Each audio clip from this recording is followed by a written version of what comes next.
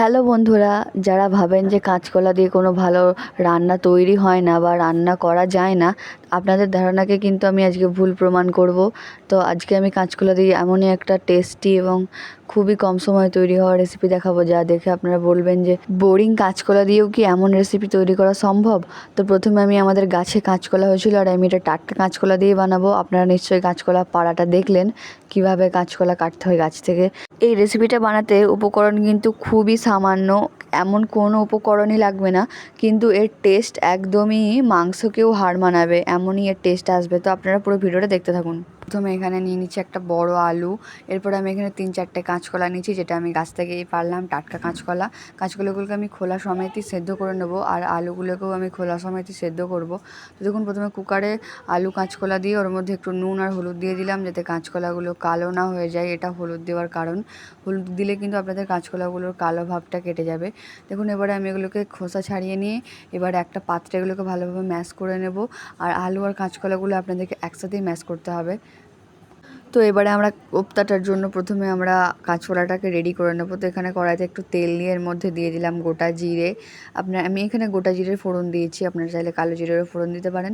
এরপরে এখানে দিয়ে দিলাম পেঁয়াজ কুচি। পেঁয়াজ কুচিটা দেওয়ার পর এটাকে আপনাকে ভালোভাবে নাড়িয়ে নিতে হবে। তো এবার আমরা পেঁয়াজের মধ্যে আদা রসুন বাটা দিয়ে দেবো। আর দেখুন, আদা রসুন বাটা দেওয়ার পর এর মধ্যে এবারে আমি কাঁচকলা যেটা সেদ্ধ করে রেখেছিলাম আলুর মিক্সের সাথে, ওটা দিয়ে দিলাম। এবারে ওখানে আমি একটু জিরে গুঁড়ো, ধনে গুঁড়ো আর ঝাল গুঁড়ো দিয়ে দিয়েছিলাম, লঙ্কা গুঁড়ো।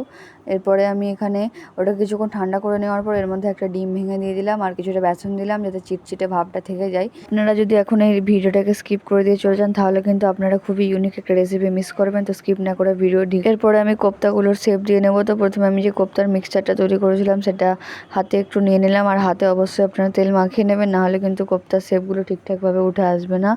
এবারে দেখুন, আমি এভাবে গোল গোল করে শেপ দিয়ে নিচ্ছি, আমি একা একা শেপ দিই। এবারে একটা কড়াইতে আপনারা তেল গরম করে নেবেন। গরম করে নেওয়ার পর এখানে একে একে কোপ্তাগুলো আমি দিয়ে দিচ্ছি, আর এখানে আপনারা মিডিয়াম আঁচে রাখবেন। আর এটা হচ্ছে আপনাদেরকে মিডিয়াম আঁচেতেই ভাজতে হবে, না হলে কিন্তু ভেতরটা সেদ্ধ হবে না। আর এটা এতটা ক্রিসপি লাগলেও এটা কিন্তু ভেতর থেকে খুবই কম তেল অ্যাবজর্ব করে, বেশি তেল অ্যাবজর্ব করে না। সো এটা একটা হেলদি অপশানও হতে পারে আপনাদের জন্য। দেখুন, আমি এক এক করে সবগুলোকেই ব্রাউন করে ভেজে নিয়েছি, এরপর এক এক করে তুলে নেব। আর এগুলো ভাজতে কিন্তু বেশি সময় লাগে না। আপনারা ততক্ষণে বলে যান যে আপনাদের এই কোপ্তা কারি রেসিপিটা খেতে কেমন লাগে, বা কোনোদিনও আপনারা খেয়েছেন নাকি। দেখুন, আমি প্রথমে এক এক করে সব কোপ্তাগুলি ভেজে নিয়েছি। এরপরে কোপ্তাগুলিকে সব একটা পাত্রে তুলে নিয়ে এবারে আমি কোপ্তার গ্রেভিটা রেডি করব।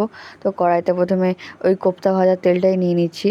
তারপরে এখানে দিয়ে দিলাম কালো জিরে ফোড়ন দিলাম। এরপরে কড়াইতে দিয়ে দিলাম কুচানো পেঁয়াজ। আমি এখানে একটা গোটা পেঁয়াজ ইউজ করেছি। এরপরে কড়াইতে দিয়ে দিলাম আদা বাটা, এর মধ্যে রসুন নেই, শুধু আদা আছে। আপনারা চাইলে আদা রসুন বাটাও দিতে পারেন। এরপরে আমি এর মধ্যে দিয়ে দেবো চিংড়ি মাছ।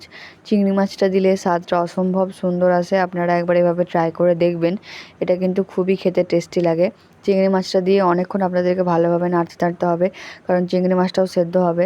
দেখুন, আমার চিংড়ি মাছ দিয়ে নাড়া হয়ে গেছে, চিংড়ি মাছগুলো সেদ্ধ হয়ে গেছে। এরপরে এখানে দিয়ে দিলাম আমি 1 চামচ পরিমাণ লবণ। এরপরে দিয়ে দিলাম 1 চামচ হলুদ গুঁড়ো। এখানে দিয়ে দিলাম আমি 1/2 চা চামচ লঙ্কা গুঁড়ো, ঝাল স্বাদটা আসার জন্য। এরপরে আবার এটাকে ভালোভাবে কষাতে হবে আপনাদেরকে এই চিংড়ি মাছের সাথে মশলাগুলোকে। দেখুন, আমি এগুলো কষিয়ে নিচ্ছি। আর আপনারা এখনও ভিডিওটা যদি দেখতে থাকেন, তো কমেন্টে আপনাদের কোন ফেভারিট রেসিপির নাম লিখে যাবেন আর ভিডিওটা লাইক করে দেবেন। এখানে আমি এবারে দিয়ে দিলাম একটু ধনে গুঁড়ো আর একটু জিরে গুঁড়ো পরিমাণ মতো। দেওয়ার পরে এটাকে ভালোভাবে নাড়িয়ে চাড়িয়ে নিতে হবে। আর এই ভিডিওটা একটু লম্বা হয়েছে ঠিকই, কিন্তু এটা খুবই ইউনিক রেসিপি। আপনারা চাইলে আপনাদের যে কোনো আত্মীয় বাড়ি আসলে তাদেরকে বানিয়ে খাওয়াতে পারেন।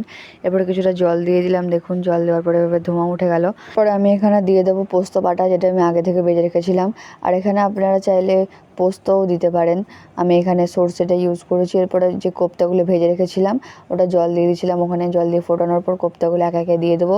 আর কোপ্তাগুলো কিন্তু আপনাদের বেশিক্ষণ ফোটাতে চলবে না, খুব বেশি হলে 2 মিনিট বা তার থেকে বেশি নয়। দেখুন, আমি এবার একটু চিনি দিয়ে দিলাম এখানে স্বাদ ব্যালেন্স করার জন্য। চিনি দেওয়ার পর এটাকে আমি একটু ঢাকা দিয়ে রেখে দেবো 2 মিনিটের জন্য। দেখুন, আমার কোপ্তা কারি রেডি। কত সুন্দর দেখতে লাগছে। এটা কিন্তু মাংসর একটা অল্টারনেটিভ অপশান হতেই পারে। তো আপনারা দেখতেই পাচ্ছেন আমার রেডি। ধন্যবাদ।